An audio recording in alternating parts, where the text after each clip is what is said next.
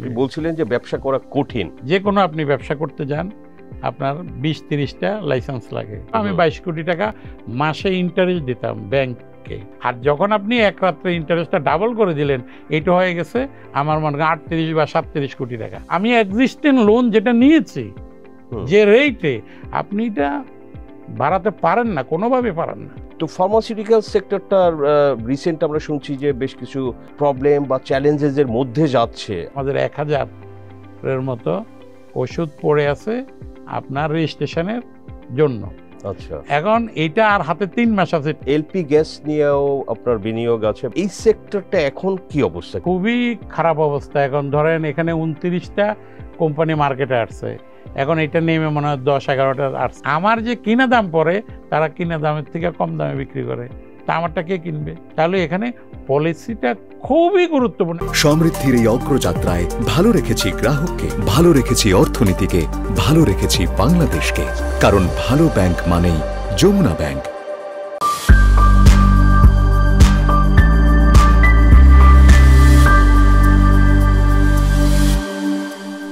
প্রিয় দর্শক, Jamuna bank presents TVS corporate টক্সে আপনাদের সবাইকে স্বাগতম। আমি সাজ্জাদুর রহমান আছি আজকে আলোচনায়। দর্শক, আমাদের সঙ্গে অতিথি হিসেবে আছেন Mohammad Abdur Razzak, managing director JMI group. আমরা জানি যে জেএমআই গ্রুপের যে ডাইভার্সিফাইড এরিয়াতে ব্যবসা আছে, এর মধ্যে অন্যতম হচ্ছে যে তারা মেডিকেল ডিভাইসে তারা অন্যতম বড় কোম্পানি বাংলাদেশের।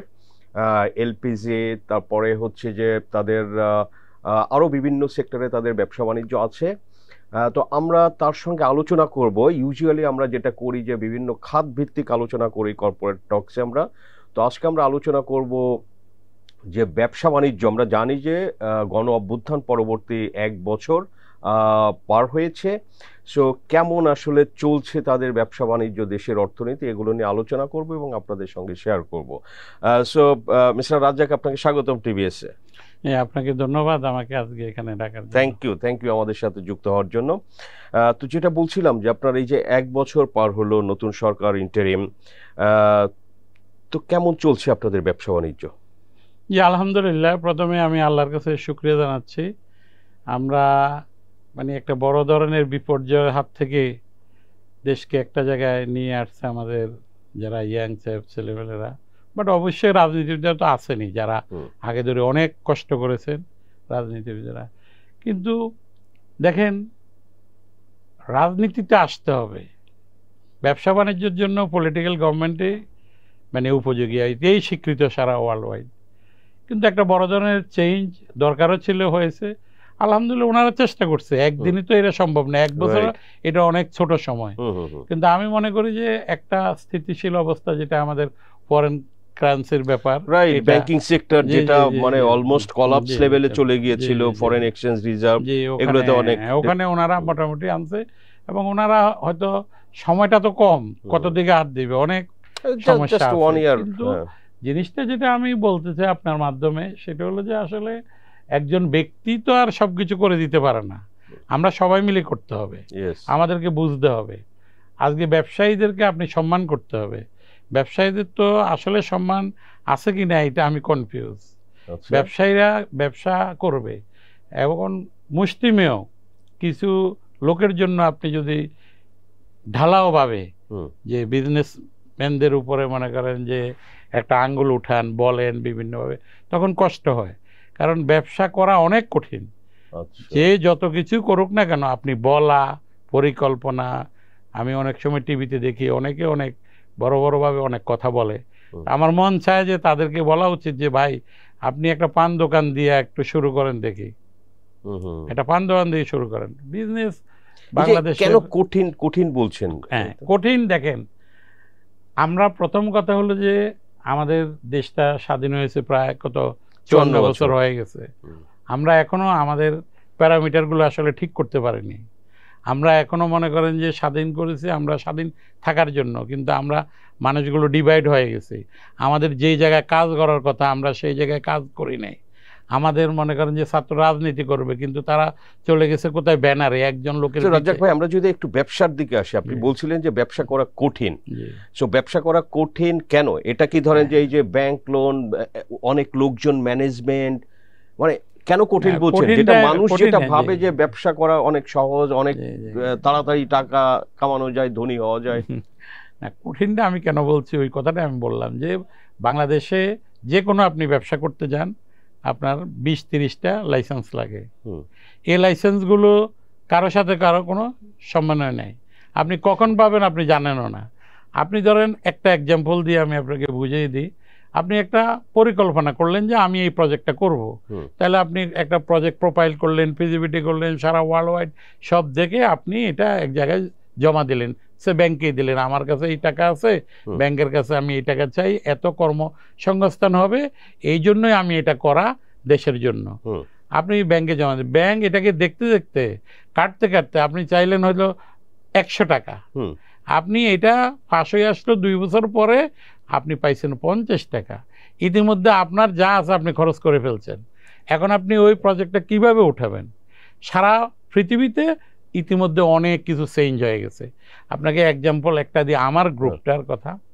আমার গ্রুপে আমার তেমন কোনো লোন ছিলই না, আমি জাপান থেকেও নিয়ে আসছি প্রায় $100 মিলিয়ন ক্যাশ নিয়ে আসছি। বাংলাদেশে এক রাত্রে আমার 7% যেই ইন্টারেস্ট ছিল সেটা আপনি 13% করে দিলেন। তা আমার এই প্রজেক্টে আমি যে হিসাব কিতাব করতেছি এইটা 7% ইন্টারেস্ট ধরেই করতেছি। এখন যে আপনি 13%, 13.5% করে দিলেন এক রাত্রে, এই যে টাকাটা কোথার থেকে আসবে? আমি ধরেন 22 কোটি টাকা আমার গ্রুপে, আমার যতটুকু জানা আছে এটা কাছাকাছি, আমি 22 কোটি টাকা মাসে ইন্টারেস্ট দিতাম ব্যাংককে, এবং 27 বছর আমি দিয়ে আসতেছি। 1 কোটি 2 কোটি দিতে দিতে এটা 22 কোটিতে উন্নীত হয়েছে। তাহলে আমি মাসে, আর যখন আপনি এক রাত্রে ইন্টারেস্টটা ডাবল করে দিলেন, এটা হয়ে গেছে আমার মনে হয় 38 বা 37 কোটি টাকা। তাহলে আমি গত মাসে আপনাকে 22 কোটি দিয়েছি, আপনার হয়ে গেছে, কিন্তু এই মাসে এসে আপনাকে আমি 36 কোটি টাকা দিতে হচ্ছে, 33 কোটি, তাহলে আরো 10-12 কোটি টাকা অতিরিক্ত। তাহলে এই টাকাটা কোথা থেকে আসবে? এবং মজার ব্যাপার হলো আমার গ্রুপেরটা আমি যেটা জানি, আমি করে কি ফার্মাসিউটিক্যাল ইন্ডাস্ট্রি মেডিসিন তৈরি করি, মেডিকেল ডিভাইস তৈরি করি, এবং এলপিজি করি। 3টা কোম্পানির প্রোডাক্টই রেগুলেটেড, গভর্নমেন্ট প্রাইস দেয়। আচ্ছা আচ্ছা, দাম নির্ধারণ করে দেয় সরকার, গভর্নমেন্ট। এবং এমনও কথা আছে যে অনেকের সাথে কথা বললে বলে যে ভাই আপনারা তো এত বছর কামাইছেন, এত কথা বলতেছেন কেন, নাইলে একটু লস দেন। ব্যবসাতে এই ধরনের কথা আমি জানি না কিভাবে একজন লোক বলে। কিন্তু ব্যাংকই আপনারে ছাড় দিবে? এই যে ব্যাংক যেটা বললেন যে ইন্টারেস্টই ডাবল হয়ে গেছে আমার, ভাই ব্যাংক কোথা থেকে ছাড় দিবে? ব্যাংক তো যেখানে যেখানে টাকা আছে খুঁজে খুঁজে এটা নিয়ে গেছে, এখন প্রেসার দিচ্ছে টাকা দেন। কিন্তু বাংলাদেশ ব্যাংক একটা উদ্যোগ নিয়েছিল যে এই ধরনের, ধরেন যে আপনি তো শুধু সুদের হারের কথা বললেন, এক্সচেঞ্জ রেটের কারণেই কিন্তু অনেক কোম্পানি, আমি আসতেছি ওই কথাতে, আমি আসতেছি। আমার এই যে এলপিজি কোম্পানি, আমার এটা কমপ্লিটলি বাজেট ছিল 800 কোটি টাকা, ব্যাংক লোন এখন আমি আজকে সেই প্রজেক্টে 3,500 কোটি টাকা আমার ইনভেস্ট করতে হয়েছে। এটা ডলারে চলে গেছে। আপনার 40% তো অ্যাপ্রিসিয়েট করছে, আপনি তো জানেনই। এবং সম্পূর্ণ এলসি গুলো ছিল ড্যাপার্ড। লোকালি যে রডের দাম আমি হিসাব করছি, হয়তো আমি 70,000, 75,000 বা 80,000, সেটা আমাকে 1,07,000-এও কিনতে হয়েছে। সেইভাবে সিমেন্ট কিনতে হয়েছে, লেবার কস্ট দিতে হয়েছে। এরপরে কোভিডে পেয়ে গেছে। কোভিডে আপনি জানেন যে 1.5 বছর এই প্রজেক্ট পড়েছিল। একটা প্রজেক্ট আমি আবার আপনাকে সিনক্রোনাইজ করে দিই, একটা প্রজেক্ট আমি শুরু করলাম, সেখানে $86, আমাকে শেষ করতে হচ্ছে 120-22-23-এ। এক রাত্রে আপনি ইন্টারেস্ট ডাবল করে দিলেন। কোভিডের জন্য 1.5 বছর আমি কোনো কাজ করতে পারিনি। এই কথাগুলো আমাদের শোনার কেউই নেই, কেউই নেই। এগুলো তো খুবই ভ্যালিড পয়েন্ট। ইভেন আপনি এখন প্রাইসের জন্য যাচ্ছেন, প্রাইসের মজার ব্যাপার দেখেন, কারা কারা কোর্টে মামলা করে এগুলাকে নাকি স্থগিত করে রাখছে। এখন ওনারা কেন স্থগিত করে রাখছে সেটা আমি জানি না। আজকে যে আপনি কথাটা উঠাচ্ছেন যে ইন্ডাস্ট্রিয়ালাইজেশন হচ্ছে না, আমার মতো আব্দুর রাজ্জাক একজন চাকরিজীবী, আমি আজকে 25 বছরে প্রায় 9,500 লোকের কর্মসংস্থান, আলহামদুলিল্লাহ। আপনাদের দোয়া, মা বাবার দোয়া ছিল, দেশবাসীর দোয়া ছিল, আমার ইচ্ছা ছিল, এটা হয়েছে। আমি তো পলাইয়ে যাই নেই, আমি এখানে করেছি। তাহলে সমস্যা সবাই জানে, কিন্তু সমাধানের জন্য যারা আছেন তারা মুখ খুলতে পারে না, আর যারা বুঝে তারা এটা না বুঝার বান করে থাকে, আর অনেকে তো বুঝেই না। কিন্তু আশার বাণী যেটা আপনি একটু আগে বলছেন, বাংলাদেশ ব্যাংক একটা উদ্যোগ নিয়েছে, কিন্তু উদ্যোগটা কি নিয়েছে, সে কি আমার সুদ মাফ করে দিয়েছে?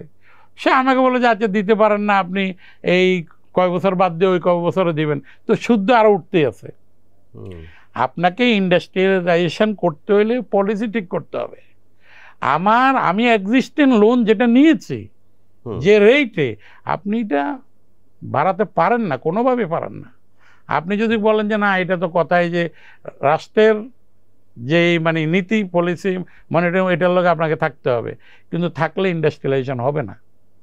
আপনি 52 বছরে আমরা অনেক আগেছি আলহামদুলিল্লাহ, বলতেছে কোথায় আপনি এক গার্মেন্টস সেক্টরে আমরা হয়তো কিছুটা আমরা আগাইছি, কিন্তু এই যে এবার যদি ধাক্কা আপনি এটা খেতেন তাহলে আপনি কোথায়? সবাই বেহুশ, আমাদের রাত্রে ঘুম হারাম।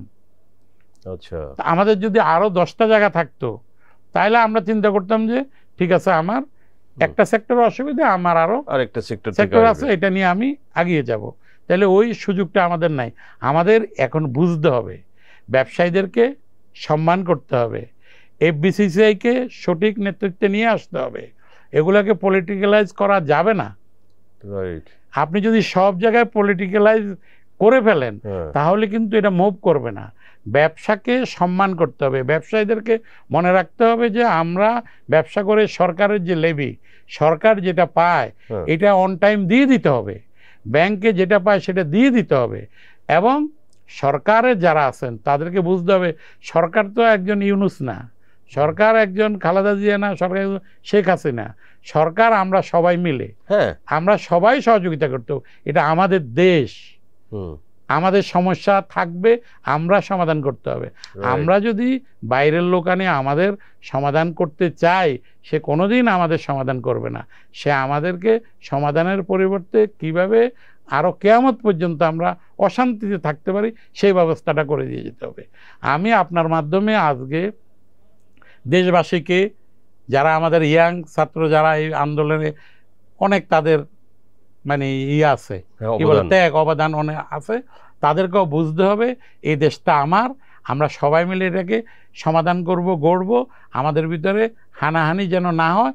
আমাদের ভিতরে দ্বিমত থাকতেই পারে পলিটিক্যালি, মানে মানুষকে আসলে ঠিক হতে হবে, যেটা আপনি বলতে চান। জি জি, এই জায়গাটা ঠিক হতে হবে পজিশন থেকে। জি, এবং ব্যবসায়ীদেরকে রেসপেক্ট করতে হবে। ব্যবসায়ীদের যদি আপনি না করেন তাহলে যেভাবে আমাদের ইয়াং ছেলেমেয়েরা ড্রেন আউট হয়ে যাচ্ছে, তারা থাকতে চাচ্ছে না এখানে, তাহলে ভবিষ্যৎ কি হবে? আমরা তো কাজ করতেছি, কারাই দেশকে নেতৃত্ব দিবে যদি আমার ব্রেনটাই চলে যায়। জি জি, এই জন্য আমি সরকারে যারা আছে তাদেরকে উদাত্ত আহ্বান জানাবো। ওনারা তো চাকরিতে গিয়েছেন কি জন্য? উনি একটা পিসফুল লাইফের জন্য গেছে, নাহলে উনি আমাদের কাতারে চলে আসতেন, ব্যবসা করবে।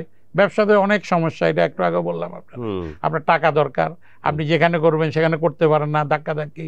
আমাদের হেরিকের এই সম্পদ যেটা মাস শেষে কোটি কোটি টাকা বেতন দেওয়া, ব্যাংকের সুদ দেওয়া, অনেক কিছু অনেক। তো ভাই মিস্টার রাজ্জাক, আপনি তো ফার্মাসিউটিক্যালস এবং মেডিকেল ডিভাইসে আপনারা যেটা বলছিলাম যে জেএমআই খুব পপুলার নেম, তো ফার্মাসিউটিক্যাল সেক্টরটার রিসেন্ট আমরা শুনছি যে বেশ কিছু প্রবলেম বা চ্যালেঞ্জেসের মধ্যে যাচ্ছে। আপনার কাছে কি মনে হয় কোথায় চ্যালেঞ্জগুলো?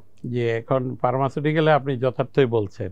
দেখেন আমরা আজকে 99% বা 98 যে যা বলে আমরা নিজেদের ওষুধ নিজেরা খাই। আমাদের কেউ কিভাবে ভাবে, ওই যে একটা কথা আছে না যে আপনি 100 দিন ভালো করছেন এটা কেউ জানবে না, একদিন যদি কোনো একটা কিছু হয় এটা 1 সেকেন্ডে উড়ে চলে যায়। তা আমি ফার্মা আজকে আলহামদুলিল্লাহ বহু একটা ভালো জায়গায় আসছে। আমরা কোয়ালিটি ওষুধ তৈরি করি, আমরা 150-60টা দেশে আমরা ওষুধ রপ্তানি করি, কিন্তু আমাদের মানুষের কারা এটা করে, কেন করে সেটা আমি বুঝতে পারি না। এটার যে মানে অশুভ একটা শক্তি এটার পিছনে কাজ করতেছে আমার মনে হয়। যেমন একটা এক্সাম্পল দিয়ে বুঝাই, মাল্টিন্যাশনাল কোম্পানিগুলো এখন কি কেউ আছে? আপনি আগে যেখানে বড় বড় কোম্পানি পাইসন, পাইজার, তারপরে এভেন্টি, এরা সবাই চলে গেছে। তাইলে এটা আমাদের একটা সাকসেস। আমরা এটা এখন সাকসেসফুলি 18 কোটি লোকের ওষুধ তৈরি করে আমরা খাই এবং পৃথিবীর বিভিন্ন দেশে আমরা আমাদের ওষুধ দিই, আপনি জেনে খুশি হবেন কোন কোন দেশে আমি আমার ওষুধ ডক্টর বাই ব্র্যান্ড নেমে লেখে। আপনি ভাবতে পারেন তখন মনটা কেমন করে গর্বে পড়ে যায়। আমেরিকাতে আমরা যখন মার্কেটে যাই আমরা কি করি, আমরা শার্টের শুধু দেখি কতটা মেড ইন বাংলাদেশ আছে, যখনই পাই তখন মনটা একটু প্রফুল্ল হয়ে যায়। ইউরোপে গেলে আমি কিনি না, কিন্তু আমি দেখি গেলেই পড়লে অনেকগুলো তো ওরা সাজিয়ে রাখে, আচ্ছা ভিয়েতনাম কিন্তু বাংলাদেশ আছে, তো মনটা কেমন লাগে। একজন ডক্টর যখন আমার একটা ওষুধ আমার বাংলাদেশ ডক্টররা যে ব্র্যান্ডে লেখে সেই ব্র্যান্ডে শ্রীলঙ্কাতে কেনিয়াতে এরকম যদি আপনি দেখেন আপনার কাছে কেমন লাগবে, মনটা ভরে যায়। আমি বাঙালি, বাঙালি জাতি, বাংলাদেশ আমার দেশের ছেলেবেলেরা এটা করে আমরা এখানে আসছি। সেই সেক্টরটা আমি দেখলাম যে আমাদের 1000-এর মতো ওষুধ পড়ে আছে আপনার রেজিস্ট্রেশনের জন্য। আচ্ছা, এখন এটা আর হাতে 3 মাস আছে, ট্রিপসের কথা আপনি জানেন। এটা যদি উঠে যায় তাহলে আমরা আর কোনো ওষুধ এখানে রেজিস্ট্রেশন পাবো না। আর যেটা পাবো এটার জন্য আমাদেরকে রয়্যালটি দিতে হবে। যখনই রয়্যালটি দিতে হবে তখন অনেক দাম বেড়ে যাবে। আপনি এখন যা খাচ্ছেন তার থেকে 10 গুণও পাবেন না। এটা 3 মাস সময় আছে কেন, কি বলছেন? ওই যে 2026 সালে তো নভেম্বরে এটা উঠবে, লটাই নাকি এরকম যখন উঠবে তার 1 বছর আগে একটা ডেট থাকে, ওই ডেট পর্যন্ত হলো কাটার টাইম। আচ্ছা আচ্ছা, তাহলে এই ওষুধগুলো কি জেনেরিক ওষুধ, বাংলাদেশে বানানো নতুন ওষুধ বলছেন? জি জি জি, আমাদের আজকে আমি যতটুকু জানি 1 বছর ডিসিসি হয় না, মানে ড্রাগ কন্ট্রোল কমিটি। আচ্ছা আচ্ছা, এই মিটিংটা হয় না। মানে তারা কি এই দামটা নির্ধারণ করে? তারা দাম না, তারা এই ওষুধটা বাংলাদেশে ঢুকবে কিনা এটা ফার্স্ট টাইম। আচ্ছা আচ্ছা, যখন ইউএস এফডিএ কোনো প্রোডাক্টকে অ্যানাউন্স করে যে এই প্রোডাক্টটা এখন হিউম্যানে ইউজ করার জন্য ভ্যালিড, ওরা অ্যাপ্রুভাল দিয়ে দেয়, তখনই আমরা আসলে এই জায়গায় একটা সৌভাগ্যবান ছিলাম। এলডিসি কান্ট্রি হিসেবে আমরা পারতাম যে আমরা রয়্যালটি না দিয়ে বানাতে, কিন্তু যখন এখন আমরা ডেভেলপিং কান্ট্রিতে চলে যাচ্ছি এই যে তখন এগুলো কিন্তু ব্যারিয়ার চলে আসবে। আমরা আর ওই যে কোনো ওষুধ আজকে ইউএস এফডিএ অ্যাপ্রুভাল দিলে কালকে আর আমরা তৈরি করতে পারবো না। তখন আমাদেরকে রয়্যালটি দিয়ে ওই আপনার এপিআই নিয়ে আসতে হবে। এর জন্য আমরা এখন যত পারি রেজিস্ট্রেশনটা যদি হয়ে যায় তখন আর এগুলোর যেগুলো আমাদের রেজিস্ট্রেশন থাকবে এগুলোর উপর কোনো ব্যারিয়ার থাকবে না। এটা একটা খুবই গুরুত্বপূর্ণ ইস্যু। এই যে ড্রাগ কন্ট্রোল কমিটি যেটা যে একটা বড় ধরনের চেঞ্জ গেল, যারা আসছে তারা হয়তো বুঝতে পারতেছে না, তারা মনে করতেছে আমরা দিলে এটা কি হবে। এবং যেটা বললাম, আপনি যখন একটা চেঞ্জ হয়ে যায় নতুন লোকেরা হয়তো বুঝতে সময় লাগে, কিন্তু বুঝতে সময় লাগুক, এখানে তো লোক আছে নাই তা তো না। ডাকি নিয়ে বসে কোথায় কি সমস্যা, এই যে আমরা যেটা বললাম 35-এর জায়গায় আপনি 20% করাতে আমাদের স্বস্তি। ইভেন এটা তো হয়েছে মনে হয় আগের রাত্রে এরকম একটা জায়গায়, কিন্তু আমরা আগের রাত্রে যাব কেন? ঠিক এই মেডিসিনেরটা আরো মানে অনেক জটিল। এটা যদি আমরা সাকসেসফুলি না করতে পারি, আপনি 26 সালের পরে দেখবেন ওষুধের দাম কত হয়। কিন্তু এটা বুঝতে হবে, জনগণকে অ্যাওয়ারনেসে আসতে হবে। শুধু একটা কথা বললে হবে না, একটা ওষুধ এই ওষুধের দাম বেশি, একটা কমন কথা। এই ওষুধে আপনি ডাইরেক্ট আমাদেরই প্রায় ধরেন 1.5 লক্ষর উপরে লোক কাজ করে ডাইরেক্টলি, ওরা বেতন পায়, ফ্যামিলি চলে, সবাই কিভাবে চলে তারা। আপনি 1.5 লক্ষ কমিশন ড্রাগের দোকান আছে, এক দোকানে কত লোক কর্মচারী কাজ করে, এটা তো একটা বিশাল একটা কর্মজঙ্গ। তো এই জন্য আমি মনে করি যে এই মেসেজটা আপনাদের মাধ্যমে যাওয়া উচিত।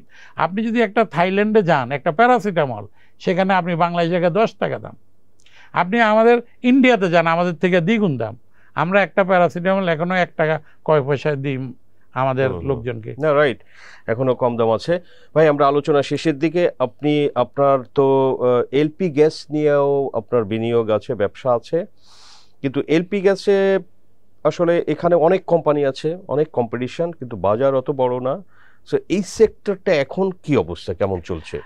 এলপিজি এর আগেও আমি মনে হয় আপনাকে আমি একবার বলেছি, এবার একটু সংক্ষেপে বলবেন। এটা খুবই খারাপ অবস্থা। এখন ধরেন এখানে 29টা কোম্পানি মার্কেটে আসছে, এখন এটা নেমে মনে হয় 10-11টা আসছে। অ্যাক্টিভ ইনপুট করে কয়টা? এই ইনপুট করে ধরেন 7-8টা করে। আচ্ছা আচ্ছা, বাকিরা মোটামুটি ব্যাংকের টাকা পয়সা নিয়ে অবস্থা। আমারও একই অবস্থা। আলহামদুলিল্লাহ বাংলাদেশ ব্যাংক আমাকে একটা নীতি সহায়তা মানে টাকা দেয় নাই, বাট একটা টাইম করে দিছে, আমার এটা দিয়ে হবে না, বাট তারপরেও আমি একটা টাইম পেয়েছি, এখন আমি চেষ্টা করব এই টাইমের ভিতরে কিভাবে এটা ওভারকাম করে একটা লাইনে নিয়ে যাওয়া যায়। কিন্তু গভর্নমেন্টকে এই এলপিজি খুবই গুরুত্বপূর্ণ একটা প্রোডাক্ট, এটার দিকে আরও নজর দিতে হবে, এই প্রতিষ্ঠানগুলো বাঁচতে হবে। এগুলো যদি না বাঁচে তাহলে পরবর্তীতে কি হবে, ব্যাংকের হাজার হাজার কোটি টাকা নষ্ট হয়ে যাবে, মার্কেটও একসময় অল্প কিছু লোকের হাতে চলে যাবে, তখন আবার যা হওয়ার তাই হবে, এবং তখন এই যে মনোপলি হয়ে যেতে পারে, ওইদিকেই চলে যাবে, ওইদিকেই চলে যাবে। এই ক্ষেত্রে সরকার কি করতে পারে? সরকারকে এটা আমি মনে করি যে অ্যাসোসিয়েশনে ডেকে নিয়ে সমস্যাটা কোথায় এটা সমাধান করা হয়। যেমন একটা এক্সাম্পল আপনাকে দিই, জ্বালানিতে সব জায়গায় ভর্তুকি দেওয়া আছে, আপনি জানেন এটা, অথচ দেখেন আমাদেরকে কি করতেছে, আমাদেরকে প্রতি সিলিন্ডারের উপরে প্রায় 100 টাকার উপরে ব্যাট নিয়ে যাচ্ছে। তো 100 টাকা যে নিচ্ছে, যেটা আমি আমার একজন এন্ড কাস্টমারকে 1000 টাকা দিতে পারি, ওনার কারণে তো এটা 1100 টাকা হয়ে যাচ্ছে। আমি যদি 900 টাকা দিতে পারি, ওনার কারণে এটা 1000 টাকা হয়ে যাচ্ছে। তাইলে আমি মনে করি এই 100 টাকা ইমিডিয়েটলি উঠানো উচিত, তাহলে এটা সাধারণ ভোক্তা বেনিফিট হবে, প্রথম কথা। দ্বিতীয় কথা হলো যে এটা একটা গ্রিন এনার্জি, তাহলে গভর্নমেন্ট তো গ্রিন এনার্জিতে বিলিয়ন বিলিয়ন ডলার খরচ করতেছে, আমাদেরকে গ্রিন এনার্জি হিসেবে ইন্টারেস্ট রেটটা কমাই দেখ, তাহলে যারা এখন মরে যাচ্ছে তারা জেগে উঠবে। থার্ড কথা হলো যে আপনার একটা পলিসিটাই তো ঠিক নেই, টোটালি পলিসিটা ঠিক না। আমি বহুবার বলছি, আমরা 10-12 জায়গায় টাকা দিতে হয়, এবং এত টাকা দিতে হয়, একটা লাইসেন্স রিনিউ করতে গেলে 10 লাখ 15 লাখ 20 লাখ ওনারা ওই গভর্নমেন্ট ফি নিয়ে যায়। কেন নেই এটা আমার আজও বোধগম্য হয় না। আমার একটা কোম্পানিতে বছরে সব মিলে প্রায় 1.5 থেকে 2 কোটি টাকা শুধু গভর্নমেন্টকেই ওই লাইসেন্স রিনিউ ওই এইটা সেটা করে ওনারা নিয়ে যায়। তো এই টাকাটা তো আমাকে প্রোডাক্টের উপরে ফেলতে হয়। এই জিনিসগুলো সরকারের করা উচিত, এবং আমি সরকারকে অনেকবার বলছি যে আপনারা বসে আমাদের এটা আসলে ডিমান্ড কত, এটা ঠিক করে সাপ্লাইটা ঠিক করেন। এখন যদি আপনি সাপ্লাই ডিমান্ড আপনি ঠিক না করেন, তাহলে মার্কেটে অস্বস্তি, গণহারে লাইসেন্স দিয়ে টাকা খাওয়া। এক্সাম্পল দেখেন, আপনি আজকে মার্কেটে যাবেন একটা ইলিশ মাছ কিনতে, আপনি যে দেখলেন যে একটা কিনলেন, কেনার পরে দেখলেন যে অনেক ইলিশ, ওই বেটা আপনার বলে যে স্যার আরেকটা নিয়ে যান, আগেরটা তো 100 দিয়ে নিছেন, এটা 80-তে দেবো। আরেকজন দেখলো যে ও 80-তে দিচ্ছে, আমারটা কেমনি বিক্রি হবে, সে আরো কমাবে। তার মানে কি, ওর ব্যবসাটা সে লস দেবে। ঠিক এলপিজিতে এরকম, যাদের পাওয়ার আছে তারা অনেক নিয়ে আসতেছে আইনা, তারা তাদের মতো করে তারা হয়তো লস দিচ্ছে না কি করছে আমি জানি না। এখন আমি দেখি যে আমার যে কিনা দাম পড়ে, তারা কিনা দামের থেকে কম দামে বিক্রি করে, তা আমারটা কে কিনবে? তাহলে এখানে পলিসিটা খুবই গুরুত্বপূর্ণ এবং ইমিডিয়েট করা উচিত। আপনাকে আবারও আমি এই দেশবাসীকে, সরকারকে উদাত্ত আহ্বান জানাবো, এটা একটা রেগুলেটরি প্রোডাক্ট, এটা রাস্তার প্রোডাক্ট না। এটাকে কতজন লোক এখানে ইন্ডাস্ট্রিতে ইনভেস্ট করছে, কারা কি অবস্থায় আছে, কার লজিস্টিক কি, কার ক্ষমতা কি, কার পাওয়ার কি, এগুলোকে এক জায়গায় এনে সবাইকে একটা জায়গায় ওকে ঠিক আছে, আমি মনে করি যে ডিস্ট্রিবিউট হওয়া উচিত। মানে কি কে কত ইম্পোর্ট করতে পারবে কি এগুলো ঠিক করে দেওয়া উচিত। এখন আপনি যদি বারবার বলেন যে হ্যাঁ ওই WTO আছে, এটা আমরা এটা পারি না, এগুলো ওনারা বলে পৃথিবীর কোথাও সব গানে কথা আছে। আপনি কোরিয়াতে যান, কোনো প্রোডাক্ট তারা মার্কেটে যেটা ডিমান্ড আছে, ডিমান্ডের বাইরে ওরা করতে দিবেই না, কারণ ব্যবসা যদি ক্ষতিগ্রস্ত হয় তো রাষ্ট্রই তো ক্ষতিগ্রস্ত হয়। সুতরাং ব্যবসাকে পলিসিতে আনতে হবে। আপনি ওই যে মানে ওপেন ইকোনমি, এই সেই ওপেন ইকোনমি পৃথিবীতে কোথাও নাই, এগুলো হলো কাগজে কলমে লেখা। আপনি বিজনেসম্যান, আপনার বিজনেস পলিসি, বিজনেস আপনি যদি লাভ না করেন তো আপনার বিজনেস তো টিকে থাকবে না, তাহলে আপনি কেন বিজনেস করবেন? এই জায়গাগুলো আমাদের এই 54 বছরে হয় নাই। আপনি বিশ্বাস করবেন কিনা জানি না, আমার ধারণা ব্যবসায়ীর কাছে এখন টাকা নাই, টাকা যারা ব্যবসা করে না তাদের কাছে। আচ্ছা, এটা অবশ্য আলোচনা বিষয়। তো ভাই আপনি আর কিছু বলতে চান? আমি যেটা বলতে চাই, আজকে দেশটা যেভাবে হোক, আমি মনে করি আমরা কথা বলতে পারতেছি, এর আগে হয়তো আমরা কথা বলতে আমরা মানে চিন্তা ভাবনা করে কথা বলতাম, আমাদের মানুষগুলোকে ঠিক হতে হবে। আমি দেশবাসীকে, যারা আমার বাপের মতো বা ভাইয়ের মতো ভাই, ছেলের মতো ছেলে, সবাইকে বলতে চাই, দেশটা আমাদের, আমরা চেষ্টা করতে হবে, এর ভিতরে ভুল ত্রুটি হতে থাকবে, এর ভিতরে আমরা শুধরিয়ে নিব। আমাদের দেশ এটা একটা অনেক সুন্দর দেশ, এই দেশে আমরা বাঁচতে চাই। আমি বিদেশ থেকে চলে আসছি এই দেশে, ব্যবসা করতেছি, মন মানসিকতা ব্যবসা করার জন্য ছিল। আমি আজকে ধরেন 25-26 বছরে একজন কর্মচারী থেকে আমি প্রায় 9,500 লোক আমি কর্মসংস্থান আল্লাহ দিয়েছে উসুল্লাহ। তাহলে দেশবাসী এটা দেখুক, আমার সাথে কাঁধ মিলে তারা স্বপ্ন দেখুক, স্বপ্ন দেখলে স্বপ্ন একদিন বাস্তবায়িত হবে, আমাদের দেশটা সুন্দর হবে।